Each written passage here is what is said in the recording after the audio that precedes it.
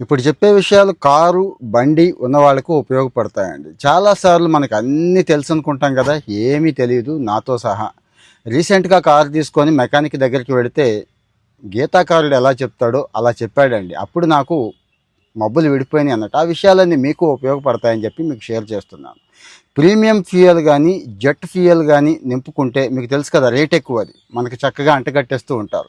1% కూడా ఏ ఉపయోగం లేదండి దానివల్ల. పైపెచ్చు జెట్ ఫ్యూయల్ ఫిల్ చేస్తే ఇంజిను 10 ఏళ్ళు వచ్చే ఇంజిను 7, 8 ఏళ్ళలో వచ్చే అవకాశం కూడా ఉంది అని చెప్తున్నాడండి. రెండోది టైర్లు మొత్తం ఒకేసారి మార్చేయాలి అని చెప్పి తెలివిగా మనల్ని ట్రాప్లో వేస్తున్నారు. యాక్చువల్గా అక్కర్లేదు, అది చాలా తక్కువ మోడల్స్. కొన్ని మోడల్స్కే ఏ టైర్ అయితే అరిగిపోయిందో ఆ టైరు మారిస్తే సరిపోతుందండి అని చెప్తున్నాడండి. అరే వెంటనే నడపకూడదు, ముందు కాస్త ఇంజిన్ వేడెక్కాలి, 4 నిమిషాలు వేడెక్కాక అప్పుడు వెళ్ళాలని ఇంజిన్ ఆడిస్తూ ఉంటారు చూడండి. అవసరం లేదంటండి. జస్ట్ 10-30 సెకండ్లు ఖచ్చితంగా తీసుకుంటుంది టైము. స్టార్ట్ చేశాక అది సరిపోతుంది అని చెప్తున్నారు. కొంతమంది అతికిపోయి ఓవర్ ప్యాంపరింగ్ కారు మీద కూడా 2-3 వేల కిలోమీటర్లకి ఇంజిన్ ఆయిల్ మార్చేయాలని చెప్తున్నారండి.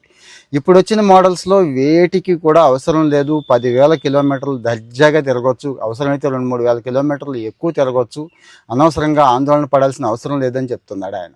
ఇక రెడ్ కలర్ ఎర్రగా ఉంటే కారు, దాంతో ఎక్కువ సమస్యలు వస్తాయి, ఎక్కువ రిపేర్లు వచ్చేస్తూ ఉంటాయని చాలా మందికి ఒక అపోహ ఉంది. అదంతా ఒట్టిదేనండి. అలాగే రెడ్ కలర్లకి ఆ కార్లకి ఇన్సూరెన్స్ కూడా ఎక్కువ ప్రీమియం వేసేస్తాడు అంటారు. లేదండి, మన డ్రైవింగ్ ఎలా ఉంది, కార్ ఫీచర్స్ ఏంటి, మన యాక్సిడెంట్ రేట్ ఏంటి, ఇవి చూసి ఇన్సూరెన్స్ వేస్తారు కానీ కలర్కి ఇన్సూరెన్స్కి సంబంధమే లేదు.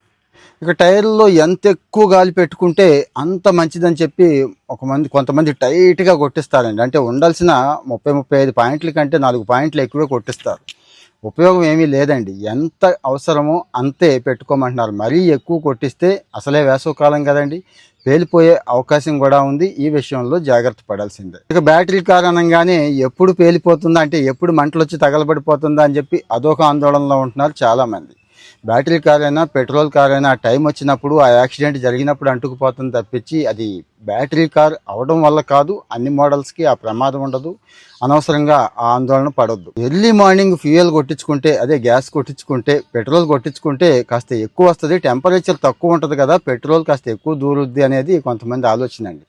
జస్ట్ 1-2 చుక్కలు తేడా ఉంటుంది తప్పించి అంతకు మించి పెద్దగా ఏం ఉండదండి. పైపెచ్చు ఇంకొకటి హెడ్ రెస్ట్లు అండి. ఇదేదో కంఫర్ట్ కోసం అనుకుంటున్నారు. యాక్సిడెంట్లు జరిగినప్పుడు మనకి ఏమీ జరగకుండా ఈ హెడ్ రెస్ట్లు ఉపయోగపడతాయండి. సో మరి మీ డౌట్స్ అన్నీ పోయి ఉంటాయి అనుకుంటున్నాను. కామెంట్లో